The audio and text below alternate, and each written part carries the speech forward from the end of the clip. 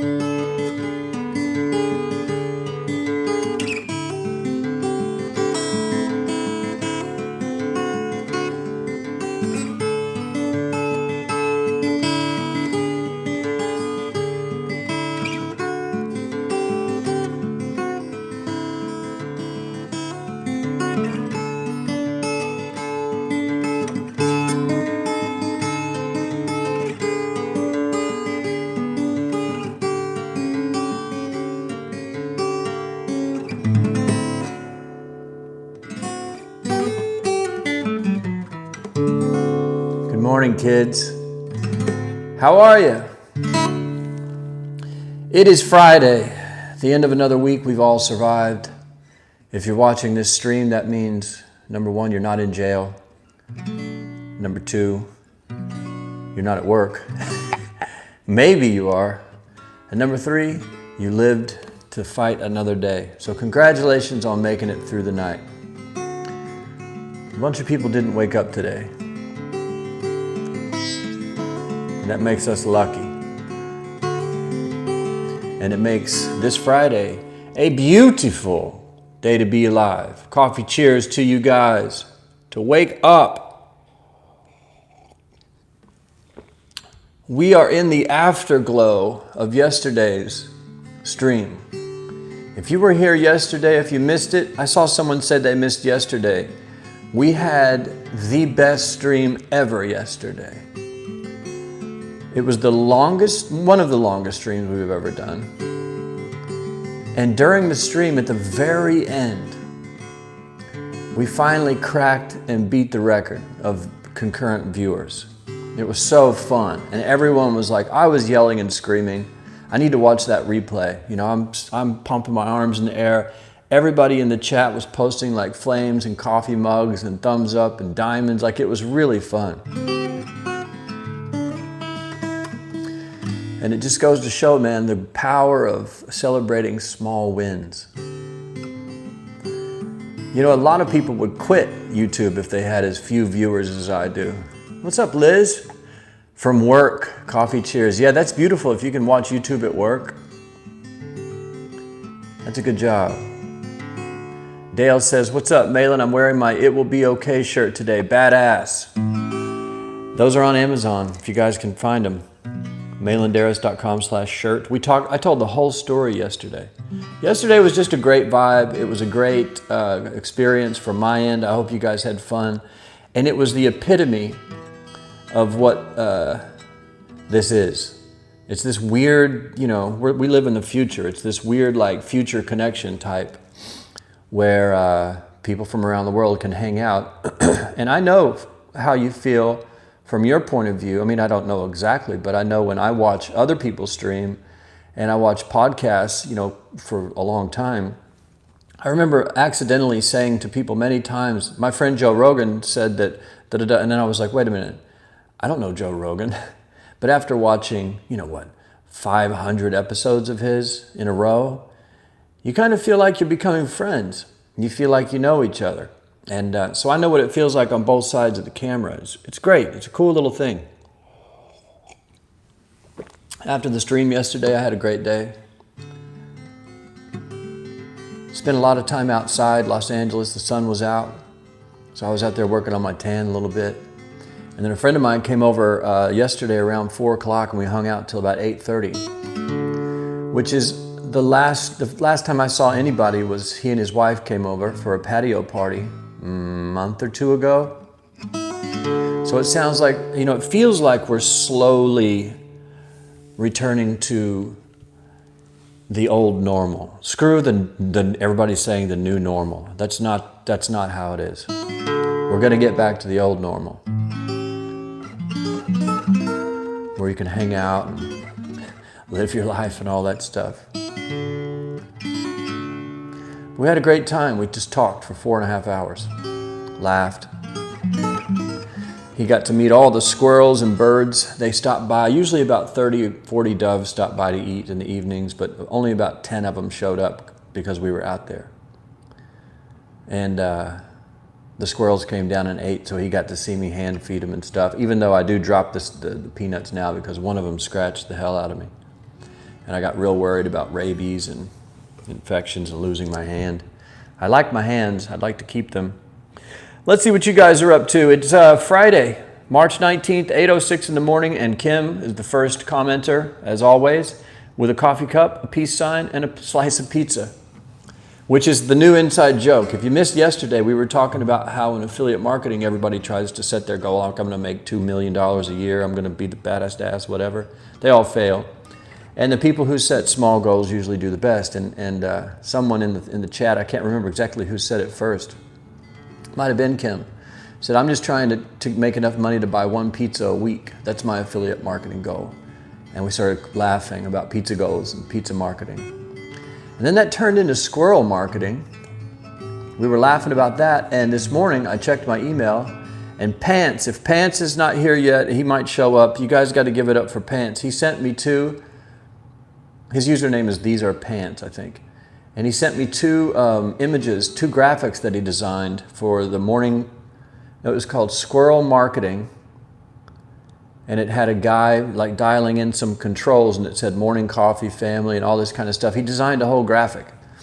And it had SYITF on there. And then there was a second squirrel logo, Squirrel Marketing logo with a squirrel holding a briefcase. I'll post them somewhere at some point, maybe on Instagram, or maybe in the community section of YouTube. It was great. I loved it. And he's not a bad graphic designer either. Pants, if you're here, shout out, man. Those weren't bad for, we talked about it that morning. He had them made by that night. Pretty cool. So thank you guys for having fun with me, man. That was a blast. Dylan Gentius says, Coffee Gang, rise and shine. Missed yesterday's morning coffee. Oh, you missed it, man. Liz says, what's happy Friday? We got coffee cheers. I'm happy to be alive. Liz is at work. Sarab is here, says good morning, coffee family. Bolo's in the house. We got Gene here, who has recently quit his day job. How's that feeling, bro? After several years of knowing Gene, he always had a day job, and he always did affiliate marketing and day trading and pay-per-call and all these different things, and he officially quit this week, right? That's dope. That is a success, my friend. Anything else that happens after that is a bonus. Did you actually do a personality test? No, I never will. I don't care. I've never cared about any of that stuff. I don't have any labels. I don't want some test to tell me who I am or how to live my life. You can do it. I mean, that's fine for you, but I put no bearing in it. I think it's another thing that people will laugh about in, 20 years they'll go, did they really take those tests and think that was real? How's the squirrel mama doing? I had a dream about the fatty one jumping around. She's great, man. She came down and met my friend last night, and I told him the whole story, and when he saw her size, he was like, oh my God. Because she is big, fat, pregnant mama. I like that already.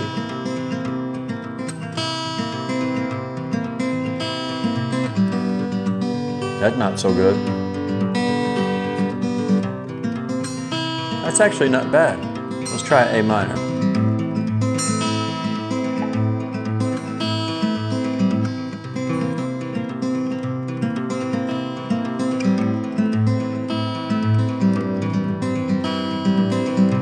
There it is.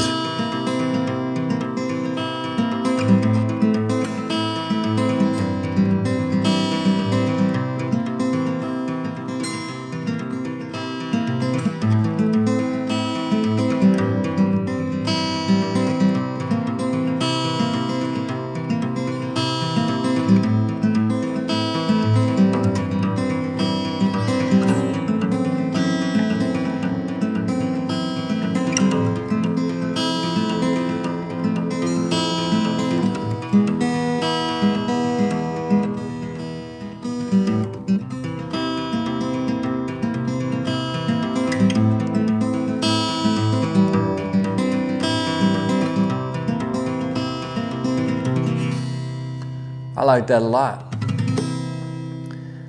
Accidentally writing songs on the morning coffee fan.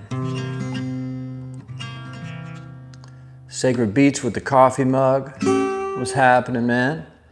Liam says, I read your blog for hours the other night. The one old article about affiliate marketing, something like Embrace the Chaos or something. Fantastic article. Yeah, I used to write twice a week about affiliate marketing on my blog. And then I just stopped. Why? I don't know. Got old. That's when I started doing music again. I was like, I can't do any affiliate marketing content. I'm doing music. And then, you know, right now we've blended it, and I feel better than ever. It's a mixture of music, marketing, and the madness. Like, that's the whole thing, the combination. You could start a squirrel farm. Yeah, I could try.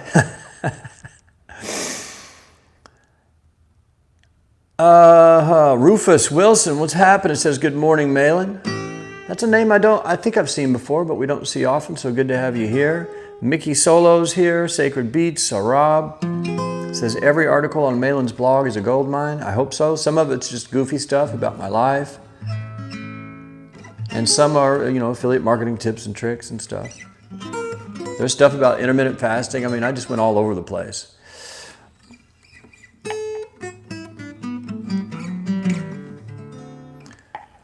Diligentius says, once you label me, you negate me.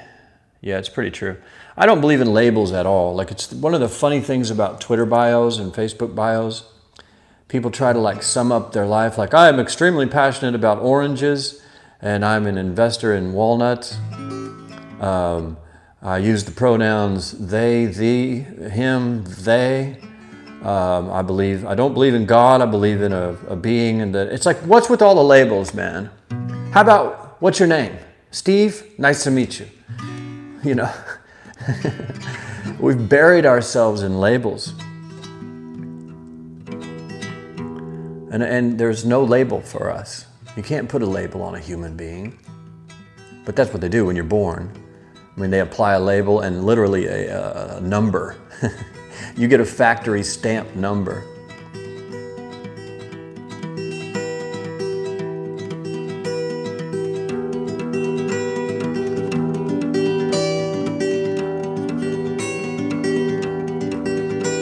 In fact, I had a band in Tulsa, Oklahoma, probably at this point, 13 years ago, called Born a Number. And that's exactly what it was about. Born a number into a weird system that is totally unnatural for human beings.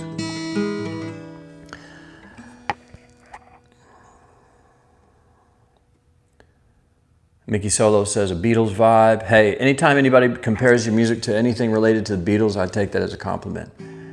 The chipmunks are in spring mating season right now. Yeah, it's like an animal porn situation going on in my backyard. The male doves are like that's their mating call. You hear this weird like thing. It only happens in the spring. And then they run around and they chase the females. And the females run, but then they'll stop and they'll look back and the male will catch up and then they'll run away. It's just like people. Just like, you know, dudes are out there with their chest puffed up going, what's up, girls? How's everybody doing? They're trying to talk to girls and the girls are running away, but they really want them to chase them. So they kind of stop every once in a while, let them get close, and then they run a little further away. And then at some point, the male and the female will pick a partner and they go at it. I know the whole mating ritual. Last night I was telling my friend who was here, I said, look, watch, because the doves started preening each other's necks. And that's the first part of the dance. Like, they get close, they start preening each other's necks with their beaks. Then at some point they lock beaks and they pull back and forth, and that's the female's signal that I'm in, it's good to go. And so the male will fly around behind her, and it takes about 2 seconds, and then he lands. And that's it. I did see one male do it 3 times in a row in about 5 minutes. I was fascinated. I watched this whole mourning dove porn show going on out there. It's a great little ritual. And now that I know the signs, like I can catch them while they're preening their necks, and I can call it. I'll tell someone if they're here, go watch Watch what's about to happen. Now they're going to lock beaks, and then he's going to fly around behind her. And it'll happen. I can call it. I've become a morning dove sex expert. Bitcoin will probably go to $1 million by 2025. Not financial advice, yeah. It could. It could also be zero. It could also hit 1 million and then zero and then 10 million. I mean, who knows? I like the goofy stuff articles the most. That's cool. There's Pants. Hey, Pants. These are Pants. We were just talking about you and your great graphics you sent me in email last night. I got it this morning and responded to you, and you got back to me. They were awesome, and I'll post them on Instagram or on YouTube community or Twitter or something at some point. If you don't mind, like you can tell me not to and I won't. But they were good. They were pretty good graphic design, especially for how fast you did it. So hats off to you, man.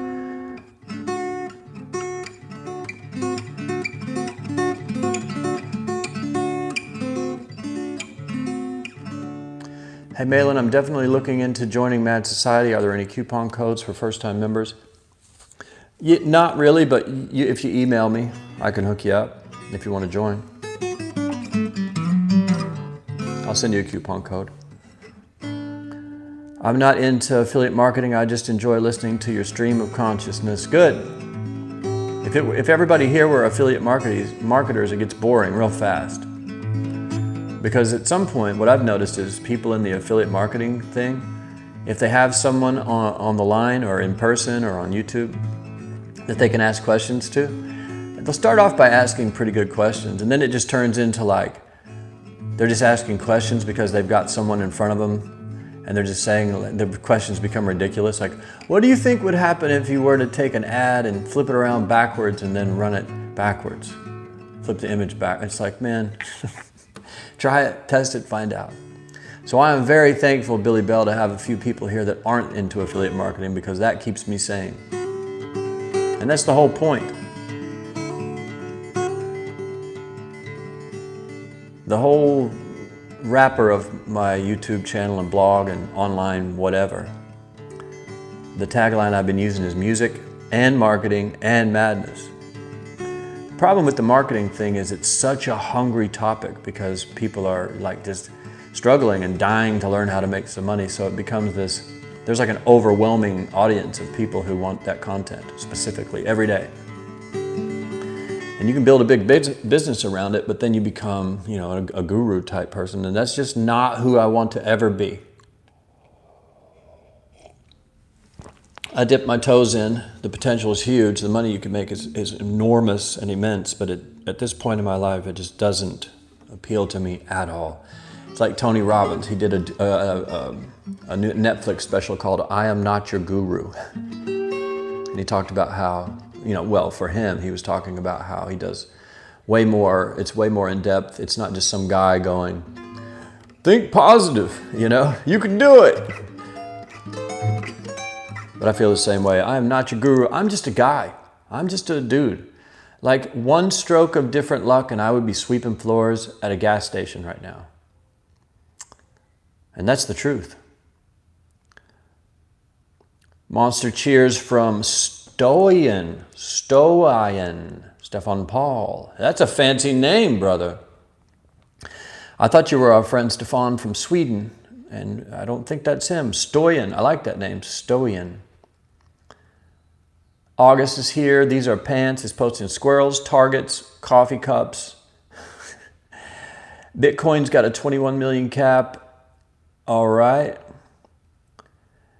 These are pants says, it's so cool. Glad you like the graphics. It's for everyone to enjoy. All right, so I'll post them on Twitter or Instagram or YouTube and maybe all of the above. And if you want to email me, Liam, it's just Malan@malandarras.com. If you go to the About section of YouTube, it has it listed there, but it's just my name at Malandarras.com. Dylan Gentius says, happy Friday.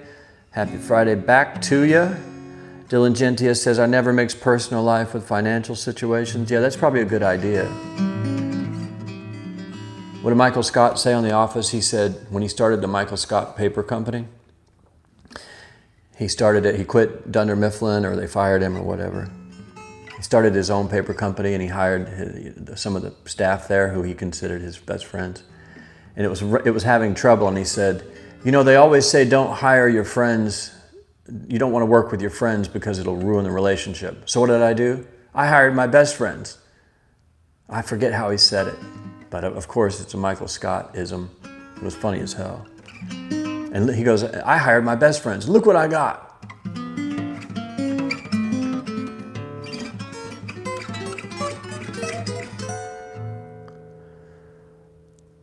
I'm trying to think if I ever worked for a friend. The only time I worked for a friend, it was fake. Me and a guy, a drummer, I was playing in a band with, his name was Billy. His real name was Wilford Uriel Myers. He went by Billy, and if you called him Wilford, he wanted to kill you. He was older than me. I was 18. He was probably 30 at the time. And I joined the band. I just walked on stage about 5 days after I moved to Dallas. I just wandered in a rock and roll club with my girlfriend. She had a bottle of whiskey in her pocket. And the band had no singer. And I had picked up a handbill on the way in that said band looking for singer, and it kind of described the music. And I'd put it in my pocket. And we walked into this club, and there was this great band playing with no singer. Like one song, no singing, second song, no singing, third song, no singing. We were like, this is weird.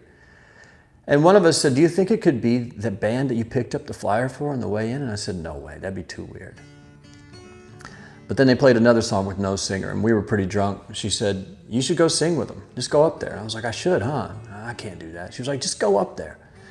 And I said, no, I don't know. And she said, take a shot. She pulled the bottle out of her pocket and said, take a shot of this Jack Daniels and get your ass up there and sing with them. They're a great band. You could do it. So I did. I took the shot of whiskey, and I approached the stage with the handbill. In between songs, the guitar player looks at me. He's like, what's up? I said, is this you guys? I still talk to him to this day. I was 18. He said, you a singer? I said, yeah. I said, is this you guys? And he said, yeah. He goes, you a singer? I said, yeah. He goes, you any good? I said, well, yeah. He goes, what do you want to do? Do you want to come up? I said, yeah, can I come up? He goes, what are you going to sing? I said, I'm just going to make stuff up. Whatever you play, I'll just make stuff up. He goes, can you do that? I said, dude, I can do it. And they let me come up. I had braids in my hair like terrible white boy dreadlocks. I was wearing a skirt, a floor-length skirt, Birkenstock sandals with socks, and a t-shirt. And I wandered up on stage with beads in my hair and string wrapped around it, glue in there. It was crazy. I think I had my nose pierced. I had a big ring in my nose. And they just started playing their music, and I met everyone and shook their hands, and they just started playing, and I just made up, and we did the whole set together. We did like 5, 6 songs together, and then we ended up getting together to actually rehearse later that week. So within less than 8 days or 10 days, I was in a band in Dallas, Texas, and the drummer sold cars out of his front yard to get by until the band, got our big record deal. And one time I needed a reference to get an apartment, and I didn't have a job. I think I was unemployed, or I didn't make enough money. I was working part-time at Subway. And I was stuck, and he goes, well, you could use me as a reference, and I'd tell him you sell cars for me. I was like, what? He goes, yeah, I'll tell him you make however much you need to make to get the apartment. I was like, okay. And so we started laughing about it, and we came up with a business name. We called it B&M Auto, Billy and Malan Auto. And I had been there for 2 years, and I was a great guy. I was a great young, salesman. And I made, if the apartment was, $300 a month, you had to make, let's say you had to make $20,000 a year. I was making about $6,000 a year. He told him, oh yeah, I pay him $30,000 a year or whatever it was, and he's doing great, getting bonuses all the time. That's the only time I worked for a friend, and we laughed our asses off, but it worked. I got the apartment, and they called him, to check the reference, and he had to answer his phone at home for like 3 days. He had to pick it up and go, B&M Auto, because I think this was pre-caller ID. So every time he picked up his phone, he had to go, B&M Auto, and his friends would be like, what? He's like, oh, sorry, it's just something else. And they'd all laugh. That's the one time I worked for a friend in Dallas, Texas when I was 18 years old, maybe 19, maybe 21. I might have been 21 by that point, because I think my girlfriend and I had broken up, and that happened when I was 21. So I was looking for an apartment. I think so I was 21. So he was like 33. Shout out to Wilford, R.I.P. He passed away a few years ago. Great guy, classic guy. Like when you think of a classic rock and roll type of kid from high school, leather jacket, tight blue jeans, you know, long hair, that was him. Just the real deal. Have you ever worked in construction? Nah, man, I don't think I did. And if I did, I would have been fired on day one. I'm not a handy guy at all. Like, you want something broken, have me fix it. One time I tried to be a mechanic, and I can't remember exactly what my sister's problem was, but her car, let's say it was the fuel pump needed to be replaced. I said, I think I can do it. I'm a man, you know, I can do this. I was probably 24 at this time, living at my mom's house in Tahlequah, Oklahoma. And I went out there with some wrenches and screwdrivers and stuff, no idea what I was doing. And it took me about 6 hours of blood, sweat, and tears for me to realize that I had, you know, the car was in such disarray. I'd taken things off and didn't know how to put them back on. So we had to call in for help from a real man, you know, a manly man. And her ex-boyfriend's dad had to come over as the sun was going down and help.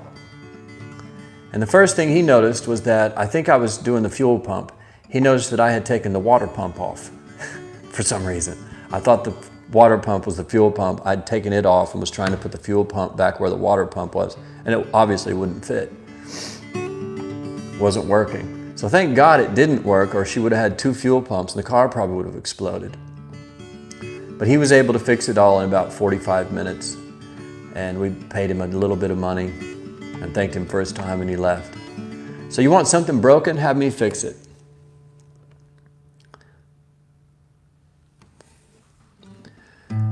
Sacred Beach says, sorry for asking all the questions today. He's been messaging me on Instagram. So I'm switching from whitelist to RON, and I'm thinking about it way too much. Yeah, there is, like your question was a good question. It was like the last one you sent that I didn't respond to because there's really no answer. And I had to jump on YouTube. But the question was, is it possible to do 100% ROI on an RON campaign on Rev Content? And there is no answer for that. Anything's possible. The only way to find out is to test it and see. So what I would do is, if you've been profitable on whitelists, but you want to try a blacklist, which has more traffic, more opportunity, try it. If it fails, go back to whitelist. It's that easy. And you're going to risk money. So if you're going to test blacklist, be prepared to lose. Just mentally prepare. The first day, you're going to get some of the worst traffic you've ever seen in your life. The second day, it'll be a little less bad because you're going to have to manually block everything. But that's why, like for me, if I was going to do an RON on Rev Content right now, I would be capping the spend at $10 or $20 a day. Just let it spend 10 and turn the damn thing off. And kind of go through and pause all the widgets that are obviously horrific. Like if your average landing page CTR is 25%, and this thing's gotten, 20 clicks and 0 click-throughs, it's probably a dead page. But the best thing to do is come up with a number. Come up with a thesis, if you will, before you launch the campaign. Like, I'm going to pause any widget that spends X amount of dollars or gets X amount of clicks and has no click-throughs. I'm just going to automatically know if it hits that metric, paused. And mentally prepare for it to take a few days for you to get it under control. Because it's not the same as a whitelist at all. Bid low. If you bid high in the beginning on an RON campaign on Rev Content, you're going to overpay for horrific traffic. So either bid in the moderate or low, and then you can boost it later. But that's just, there's no guarantees. Math is here, says, good morning, guys. We're talking a lot of smack.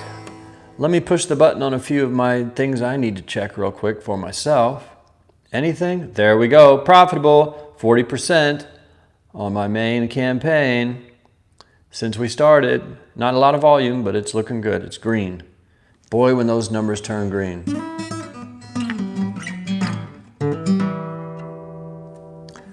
Let's see where the stock stuff is. I've got my viewer pulled up. GME is at 192. Just days ago, it was at like 350. AMC dipped back under $14, but it's still holding strong. That one might stay, because AMC's coming back. Theaters will come back, maybe. GME, it's all just a wing and a prayer, man. It just depends on how people are feeling that day and how bad the hedge funds are screwing around with the numbers and manipulating everything and breaking every law and getting away with it like always, of course, because there are no rules for billionaires. They don't exist. They cheat the whole system and win. And then when they cheat the whole system and win, and the taxpayers, me and you, bail them out, they give each other bonuses for tens of millions of dollars with the money.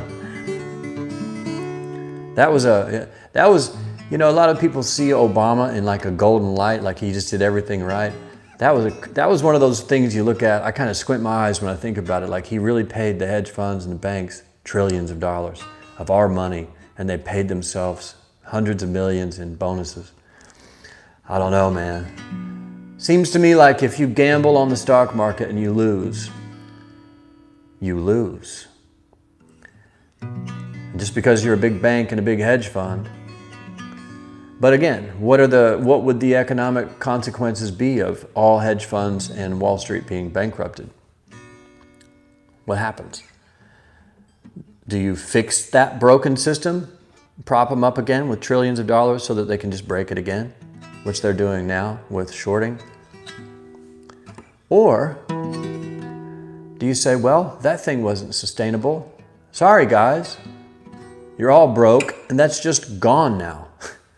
And something new will crop up. But as far as multi-billion dollar, like banks gambling in the stock market, or maybe you give them the trillions of dollars, but you change the laws that they can't do that anymore. Because you do know that about, I'm not 100% positive, but it seems like somewhere I read that let's say you have $10,000 saved. You deposit it in a bank. That money does not sit at the bank. They gamble it on all kinds of crazy stock trading and housing, mortgage BS. Like that $10,000 you give them is put at risk. They're trying to make money on your 10 grand while it's there. It's gone. That shouldn't be legal, but it is.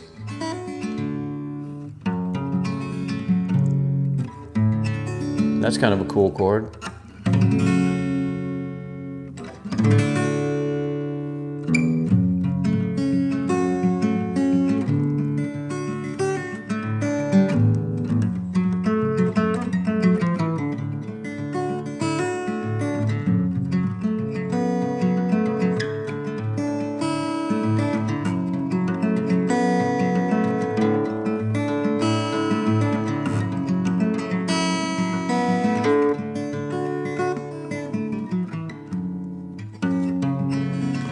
I fucking love the guitar.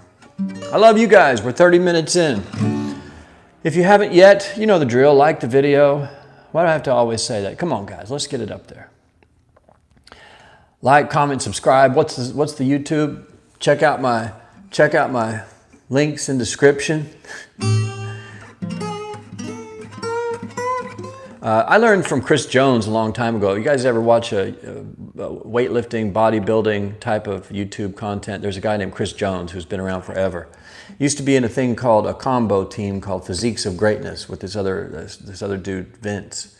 And they broke up and he splintered off into his own thing called Pump Chasers. But he recently changed the title of his YouTube channel back to Beast Mode Jones. So I don't know what's up with Pump Chasers or what. But it's a wild, he broadcasts his whole life. Like he's recently cheated on his wife twice, I think, and they have a new baby and stuff. And he vlogs it. He talks about it like, yeah, I messed around on her again and I got caught. You know, it's very strange. He's in a weird period right now too, where I think he went to a Tony Robbins seminar or something, and now he's trying to talk about quantum physics and how to change your life using The Secret and all these types of stuff. And he's really great and funny with the bodybuilding stuff and nutrition stuff and weightlifting.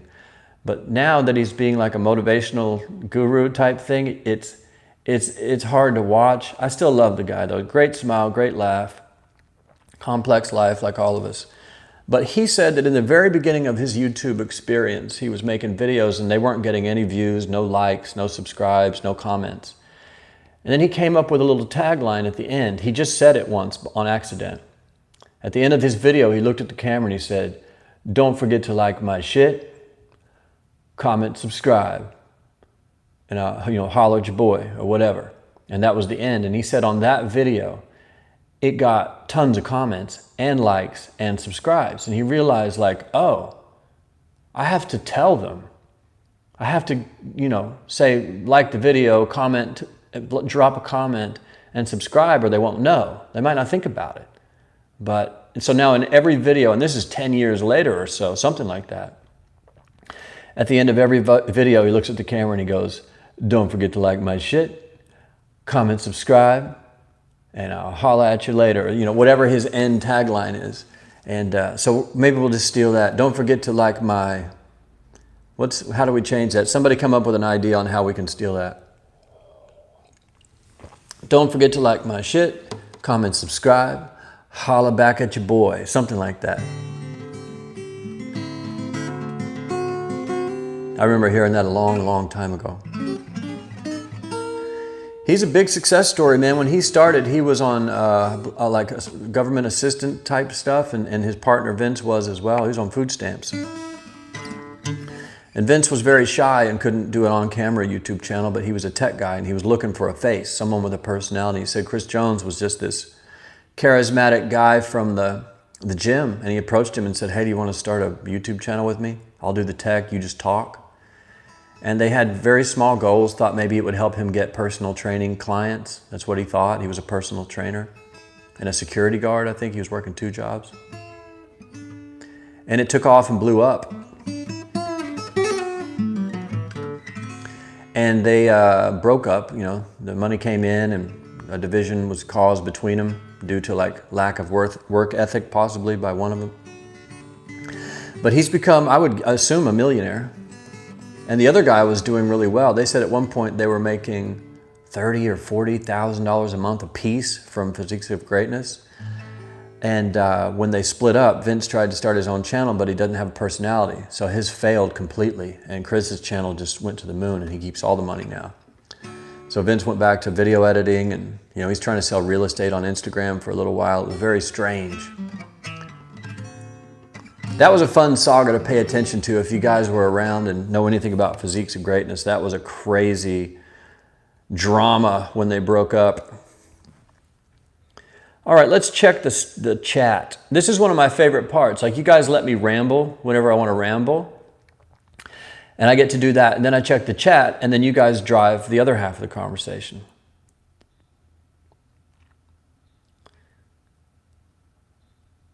Truth Spitting, do you ever take DMT? I've never taken DMT. I would in a heartbeat. What's your take on a spiritual world? I believe in a spiritual world of some sort. The first time I took acid, this was my response. I found myself tripping in an energy field, and I remember waving my hand in the air, and I saw the energy move like water in a lake or an ocean, and the ripple went on forever and caused all these other ripples. And I wasn't really even a human. I was just energy in this giant energy field, and everything I did affected the energy field. And I remember my thought was, it wasn't scary or anything. I just went, oh, that's what this is. And it's that insight that you get when you take hallucinogenics, that if you haven't taken them, you don't have. It's like I went to college and I studied, I got a master's degree in a subject, and you didn't go to school for it at all. And we're trying to have a conversation about spirituality. Like someone who's never taken LSD or mushrooms or DMT or anything like that, ayahuasca. They have this rigid idea of whatever religion is and who God is, and you were a child of God and you came to earth, and when you die you go back to God and you're going to be a savior and all this stuff. And it's like, you haven't taken LSD, have you? Because if you have, you will see that is, in my opinion, sort of a nice story we tell ourselves because we can't stand the fact that no one knows what the hell we're doing here, or where we're going, or where we come from. No one knows. There are stories that help us feel better about it. But I have a song on my new record that I'm finishing. It's called The Truth Is They're Lying, and it's about churches, especially churches that are accepting money. They're charging admission on earth for entry into heaven after you die. And they call it tithing. Now, tithing for a lot of churches is 10% of your income for your entire life.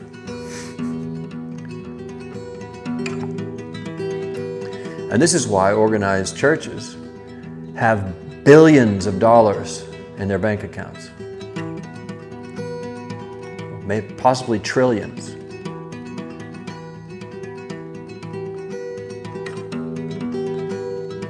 And poor people, the members, continuously pour 10% of their income in there because they have been told that is a requirement to get into heaven. One requirement: you have to live a life of, good. You have to be a good person, not a sinner and all that stuff. You have to attend church regularly, and you have to have the bill paid.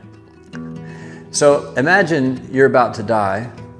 You have a terminal disease or something, and all of a sudden someone from your church comes into the hospital and says, "We've got to talk real fast before you go. Can you sign this piece of paper? We've got to get that 10% of the rest of the money you made. You're behind by $3,000. Do you have it?" "Yeah, I have it." "Okay, well, if you want to make entry into the afterlife and be with your family and Christ and all these things, you've got to pay this bill because that's a requirement."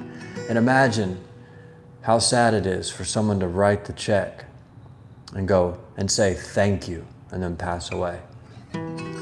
Homeboy takes the check, turns it into the church. They throw it into an account with the rest of the billions, and they live the life. The people on top of those churches live the lives of gods. They're wealthy. They're gross. They're all horrible, and they're swimming in the money of the people that they fooled. So the point of the song is, there is no admission price to go to heaven. And if anyone tells you that there is, that's the devil. If your church tells you that you got to pay your bills before you go to heaven, that's the devil. If the church tells you you got to pay 10% of your money to get in the afterlife, that's the devil. That's the devil. If there is a heaven, I would assume there is no admission fee to get in. As I always say, the first thing God and Jesus would do if they came back, or Allah or Buddha or whoever you believe in, first thing they would do is burn down the churches and send everyone running them to hell, if hell exists. Church leaders would be the first people there. And I'm not talking about people with a local church and everybody's trying to do their best and worship God. I'm talking about the businessmen who sit on top of these things and are worth billions or trillions of dollars tax-free. Church is a hustle. Always has been, always will be.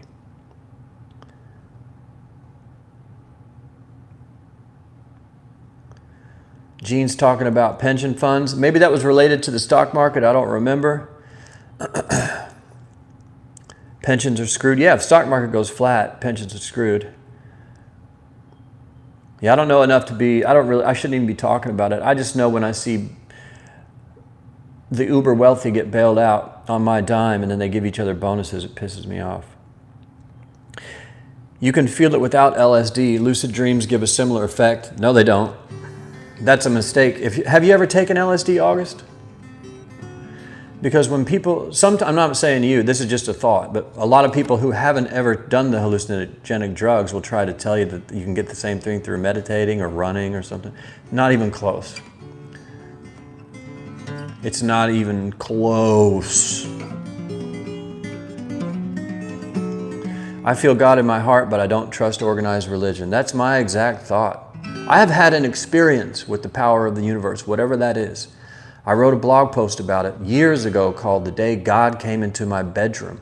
And I had an all-out spiritual experience, and when I was 34-ish, and that was the day I quit drinking. After that, spirit touched me. I called it like the spirit touch or something. I had this whole experience. It overwhelmed me, took control of me for a few minutes.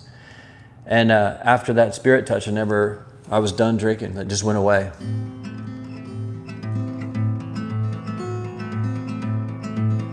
I was praying every day, all day. I definitely believe in the power of spirituality. There's something out there bigger than us, for sure. It's boring to think otherwise. I mean, atheists would be the most boring life to have. There's nothing. You don't believe in anything. How about believing in everything? That's fun.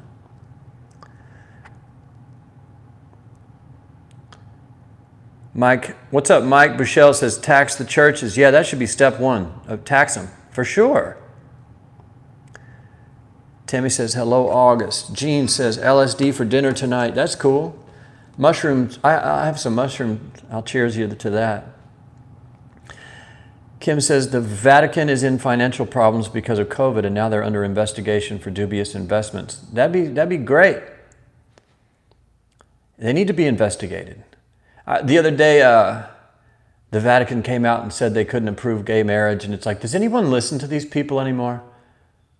Like, are we still talking like these people that are dressed up in robes like wizards with cone heads and these goofy costumes and incense and everything? Is anyone listening to what they say anymore? Does anyone care?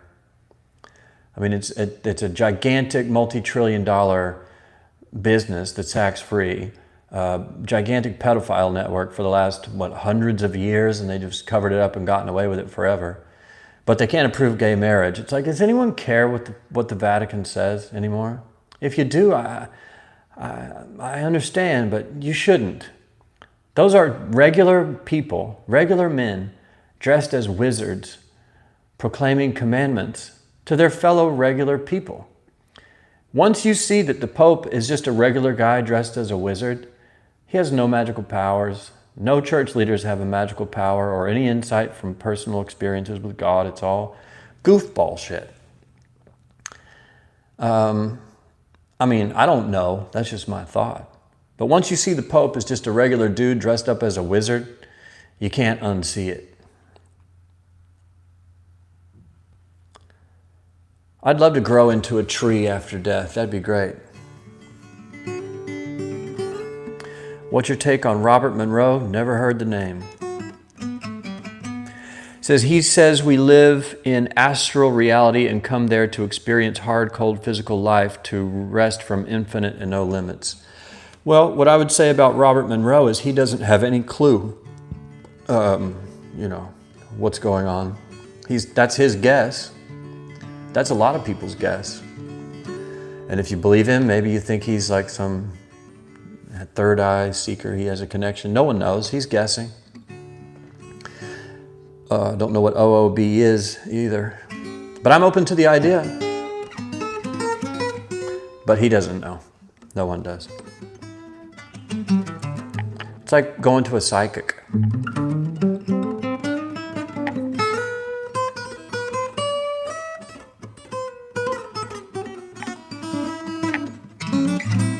It's fun, but it's meaningless and pointless. And a big waste of money. And the psychics will try to take your money too. They'll say, oh, I see bad things, but we're out of time. Oh, you might want to see this, or they'll say, you got a big windfall coming, but I'm out of time, for $40 more. And then they end up getting them on the hook and they bankrupt them and take their homes.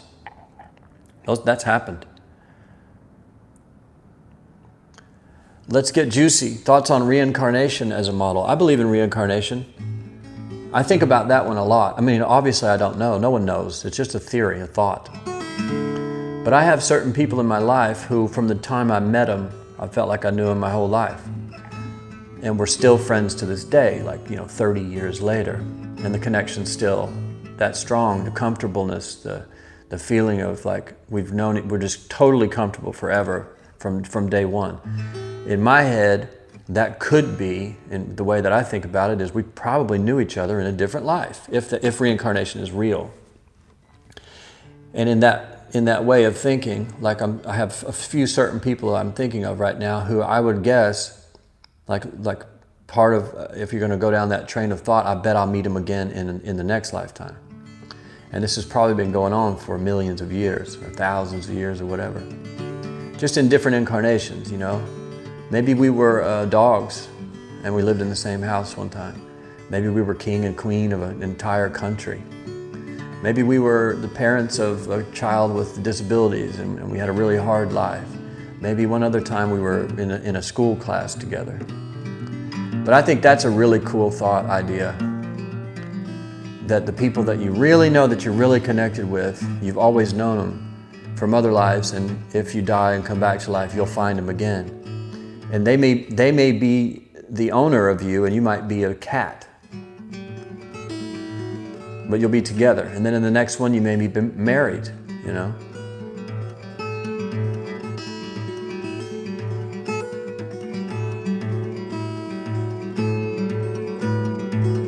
My fear would be coming back as an animal that gets ripped apart by a bear and eaten from the butthole out. Because that's how bears eat their prey. I think they start with your behind while you're alive. Now wait, August, I never found out if you took LSD or not.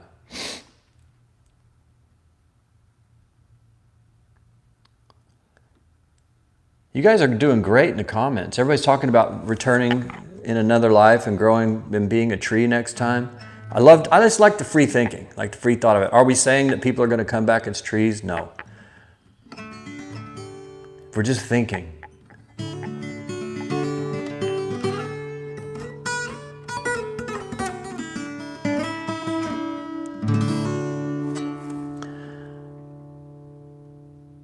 I have some shrooms. It's definitely not like it was when I was a teenager. I don't think I need to experience like that more than once every couple of years. It was fun, don't get me wrong.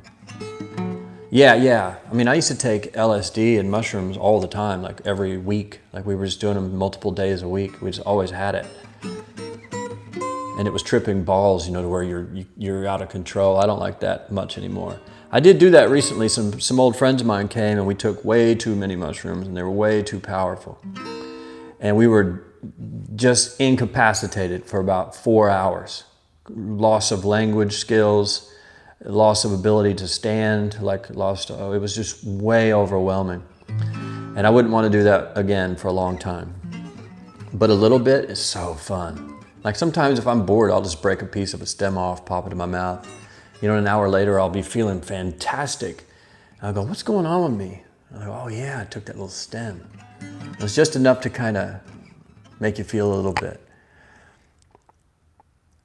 What's up, Stefan? We were just talking about you. He's going to listen later. Have a great day. What's up from Sweden?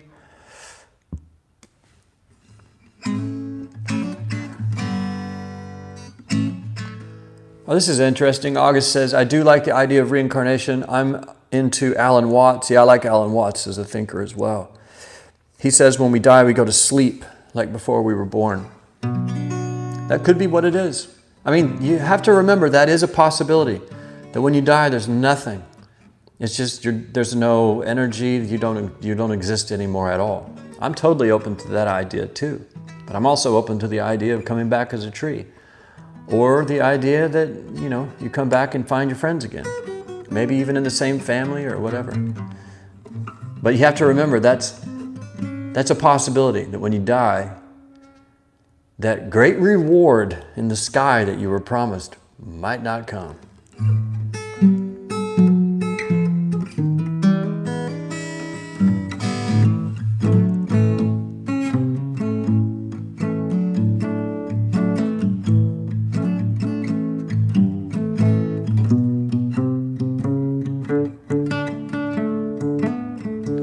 Okay, so August says, no, I've never taken LSD, but it's on my bucket list. Yeah, so people who have never taken LSD think that like a lucid dream or a meditation or like a runner's high, that's the one that I like the most, when they go, oh no, I've never tripped, but I get a runner's high and I get this energy. It's like, no. You have no idea what I'm talking about. I'm talking about interfacing with the fabric of reality for 4 to 6 hours. And like unleashing some sort of third eye. And you're either hallucinating or your brain is either like inventing things because of the poison stuff that's in your body, or the poison stuff that's in your body is taking away a filter, and you're seeing things that are their true way for the first time ever. And that's the way I feel about it. If you've done it, you know. If you don't, you just don't. You'll never understand. That's what makes me laugh when people condemn hallucinogenics, and then you ask them if they've ever done it, and they say no. Why? Well, it's a bad drug. I don't do cocaine, I don't do heroin. It's like, well, how do you get to have an opinion on LSD, whether it's good or not, if you've never done it? That's weird.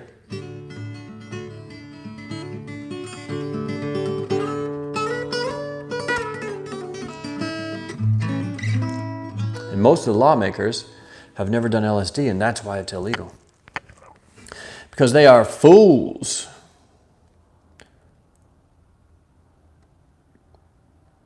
Carlos Castaneda, never heard of it.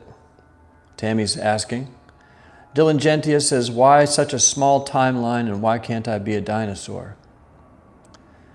Yeah, some religions believe that dinosaurs, the bones that they find, the skeletons and all of those things, the Mayan temples and the cities and everything that screw up the religion's timeline, they will tell you, well, this is what they've been programmed to tell you by the church, that the devil put the dinosaurs' bones in the ground to tempt you, to test you.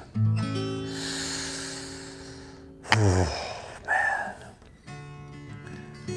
I'll tell you what, if you believe that, you probably will pay them 10% of your income for life. And you'll probably also buy like Bowflexes and ab crunchers and all kinds of idiotic products from TV because they say something. Well, this thing will make me lose 10 pounds in a week, it said. Same type of person. A sucker.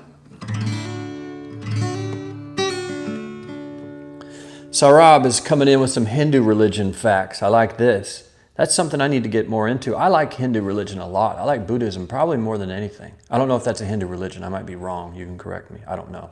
I'm an idiot. But Sarab it says, in a Hindu religion, they say you can be born in 840,000 kinds of creatures. It could be anything, a tree, cat, dog, or anything. Yeah.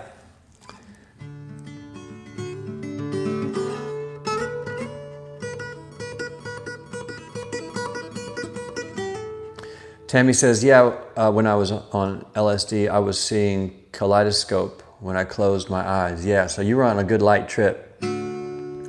When you're on a heavy duty trip and you take one time I took the equivalent of probably, I've always tried to estimate it, it's somewhere between 15 and 25 hits of acid at once on accident. We were on mushrooms and drunk at a festival. I remember I was laying in a bunch of newspapers I'd spread out on the ground, just effed up. It was the first time I ever heard the Melvins, I think it was. They were on a side stage playing and they were making this crazy music and I was real messed up. And a friend of mine came up and he pulled a piece of paper out and he tore it into 4 pieces, crumpled each piece into a ball, and he came up to me and he said, open your mouth. I was like, what? He goes, open your mouth. And I was stoned, wasted on newspapers. I opened my mouth and he shoved in a ball of paper. And I was like, what is that? He said, it's LSD. And he was handing them out, these wads of paper. And I said, what? This is a ball of hits. What are you talking about? He goes, no, it's no big deal. I accidentally washed a sheet of acid. And it went through the washing machine and the dryer. It was in a Ziploc baggie, but I don't think they're good anyway. There might be a little bit left. And so 4 of us split a sheet of acid, and it worked. And it was somewhere, like I said, I tried to estimate it. It had to have been somewhere around 15 to 25 hits at once. Probably not that much, maybe I'm exaggerating over time. I don't know, but we went on a deep hell ride, as Wesley Willis would say. A hell ride. And so when you do lots like that, or even if you just take a full hit or 3 hits or a bunch of mushrooms, that kaleidoscope that you saw when you closed your eyes, it's there when your eyes are open. And the whole world and reality is going through that kaleidoscope. And what's wild is every time you take it, you see the same thing. Like they say with ayahuasca, when you take ayahuasca, it's very common that everyone meets this entity And everyone describes it as a similar entity. You come before this thing, and it kind of judges your life, shows you the mistakes you've made. And that's why, like, some heroin addicts or alcoholics or people who smoke, they go do ayahuasca one time. They encounter this being who lays out all the things they're doing wrong and shows it to them. And they come out of it and they don't do heroin anymore. No rehab, no program, nothing. It's just gone. Because they've seen, literally, they've had some sort of being inside of an ayahuasca trip help them.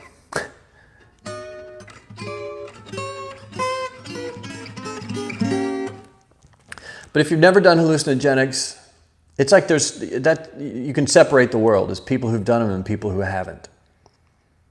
And people who haven't just don't get it. It's one of those things you don't get until you do it. And then you go, oh my God, I was wrong about everything. What am I thinking? Try to watch the news on acid. It looks so fake. It looks like the Saturday Night Live skit that it is. One time we were tripping and we ended up in a living room and someone had the TV on and then the local news was on.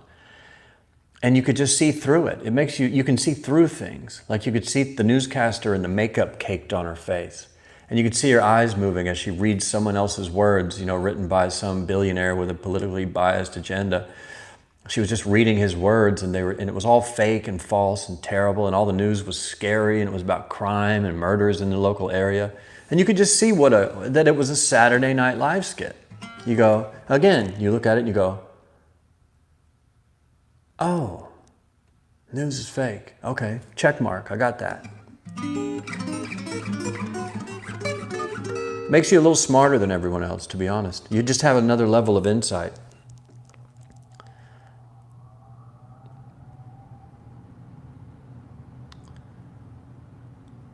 The Bible was written by man to control man. Yeah, probably. Even if the Bible originally was real, it's been interpreted or misinterpreted so many times. Like I say about science. I believe in science. I don't believe in man, and I don't believe in scientists. Like they have a way of screwing everything up in return for profit or out of fear. They're being pressured to say this is the result. So I believe in science. I believe in God, but I don't believe in humans who write about God or that the Bible is real anymore, or that any book or in any way that man has written is real.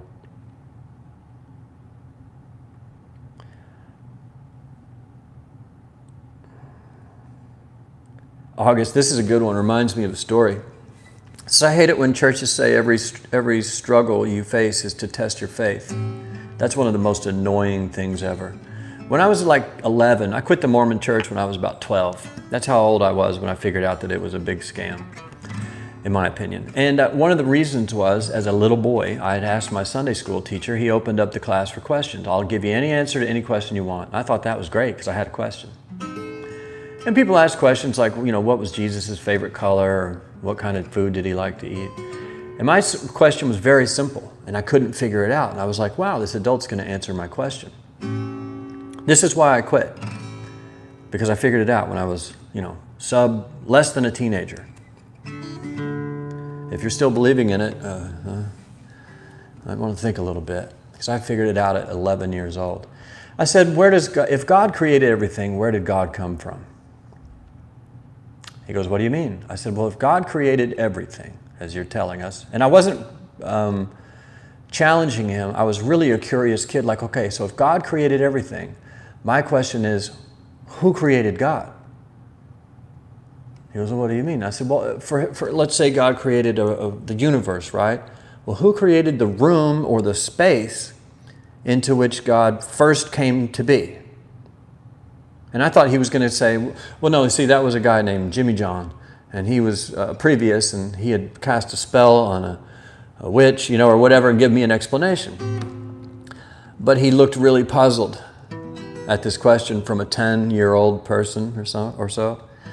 And he paused and he goes, I'll tell you what. He goes, I want to give you a great answer. Can I tell you next week at Sunday school? I said, sure, great. I'm so excited to learn. Like I was so excited to figure out this missing part of the puzzle. And this is a true story. The next week we came back and the teacher said, okay, I want to address Malan's question. And he took us out of the Sunday school room and took us into another room where there was a chalkboard on wheels that you wrote on with chalk.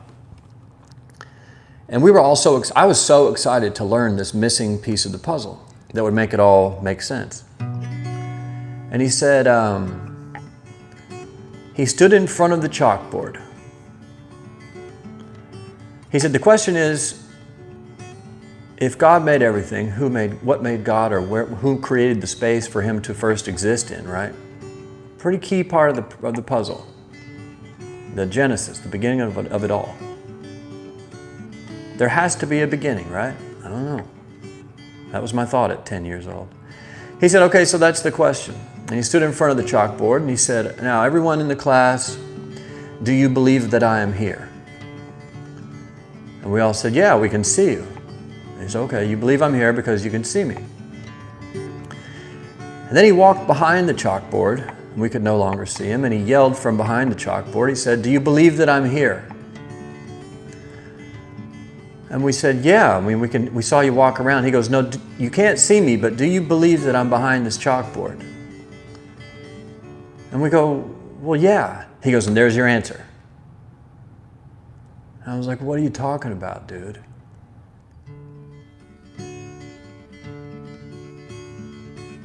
He said, you believe I'm behind the chalkboard, even though you can't see me. And that's called faith. And that was his horrific attempt to overcome a challenge from a 10-year-old. And it was the moment I decided, oh, these people are full of shit. I want a refund on my taxes you've been taking out of my lawnmower money. I want a refund on the taxes you've been taking out of my Christmas money. And I'm never coming to this place again. And it took a few more years, but I was able to finally physically be strong enough that my mom couldn't drag me out of the bed. And that was my experience with the Mormon Church and their failure as a factual organization in any way. But the cop-out is always like, don't ask questions, just have faith. I'm like, no, I don't have faith in you. I have zero faith in you. In you.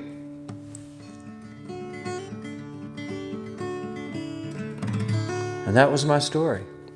And I'm sticking to it. And I was 10. So let's wrap up. We did an hour. Man, we have gone over I just told you a religion story from my childhood. Imagine life as a blind person. Maybe then one would be considerate. I don't know what topic you're on. Tammy's yelling, truth. Yes, Malan, that's the truth. I try to always follow my intuition. It is a true blessing if we recognize it, right? Kim says, what a stupid answer. Yeah, I mean, he gave me the worst answer. Just have faith. It's like, no, I'm not just going to have faith. I need you to tell me, you mean you're bought into this thing? And there's no answer to that question? I want a refund.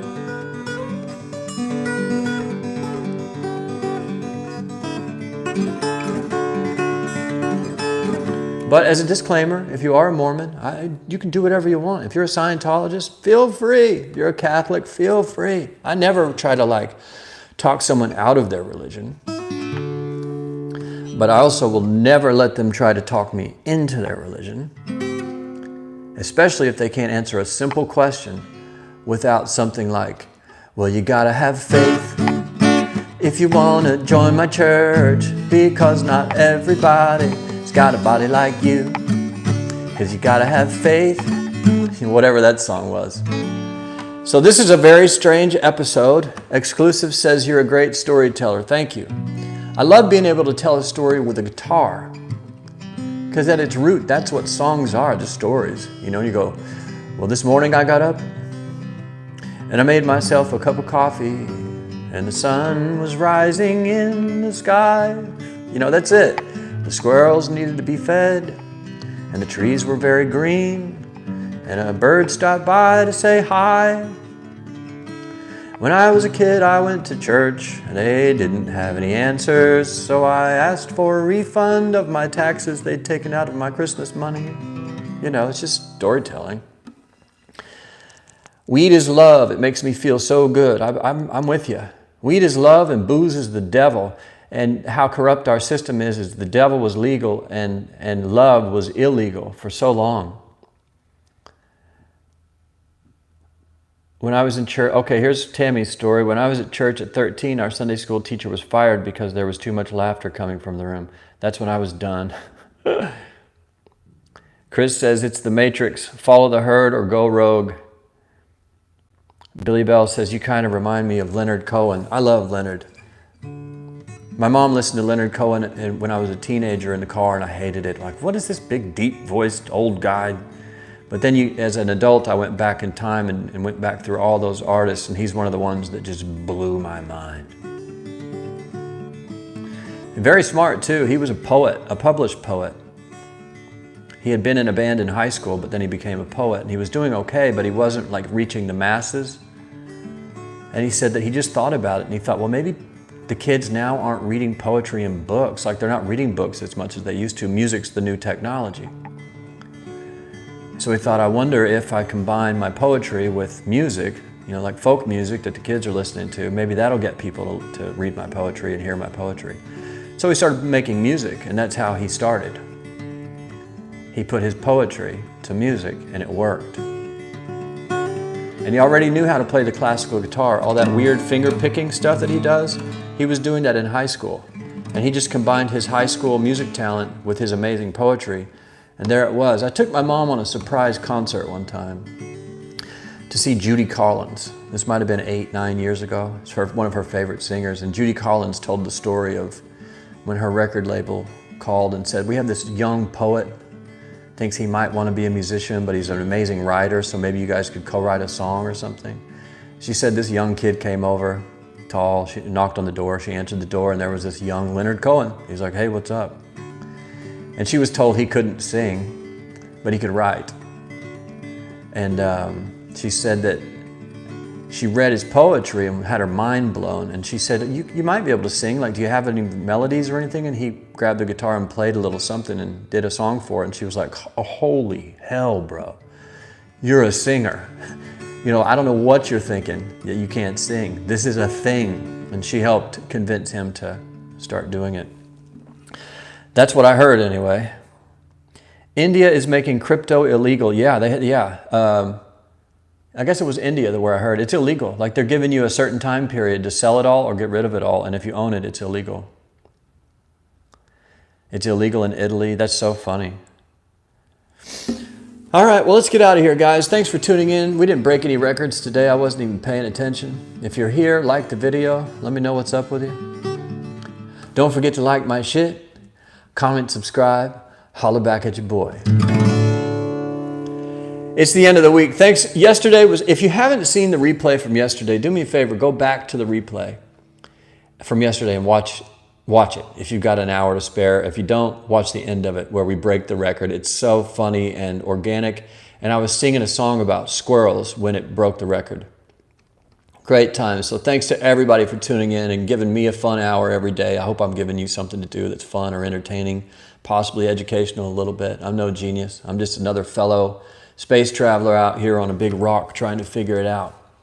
If I offended anyone about religion or politics or banks or whatever, I apologize. I'm all love here. I don't have a lot of hard, steadfast opinions. We're just riffing. We're just here trying to make some pizza money and start a company called Squirrel Marketing. I love everybody. Love all you guys. Thanks for tuning in. And this is the official first blog or first video that's going to be a test run. I set up a script to auto post this to the blog. So this will populate my blog with a new post. And then the goal is that at the end of every week, I will send out an email to my newsletter. If you're not on it, it's like malandarras.com/join or something. There's a link in the description. So at the end of, on every Friday, maybe hopefully starting next Friday, you will get a summary of all the posts posted. Videos, blog posts, whatever happened, you'll get a summary in your email and you can watch whatever you want. It's not set up and it's not working all the way, so today's the first beta test. So if it shows up on the blog, malandarras.com/archive is where the blog posts are listed, then it will have worked. If you don't see it on the blog, it failed. So thanks to everybody for tuning in. Have a great weekend. I'll catch you guys on the Flippy Flop on Monday. I've got a little bit of very hour-old cold coffee left. So if you'd like to join for one last coffee cheers for the week, that's it. Thank you for tuning in, everyone. See you in the future. That's right, SYITF. You guys have a great weekend. And I think if you want to continue on your conversation in the chat, you can. Or you can use the comments. See how I'm like pushing you to comment? Comment on the video. Like it, comment, subscribe. Who knows? I'm just happy that our little small group is together. So have a great weekend. Stay out of trouble. I want everyone to live and stay out of jail this weekend so we can gather and join again, break new records, make new laughs, write new songs, and talk about new wild subjects. Music, marketing, madness. Have a great weekend. Dylan Gentenius, Bolo, Christopher Kim, Sacred, August, Sarab, hell, everybody. Sacred Beats, what's happening? Tammy, Kim, August, whoever. Keep it cool. And as always, I will see you all in the future. In the future.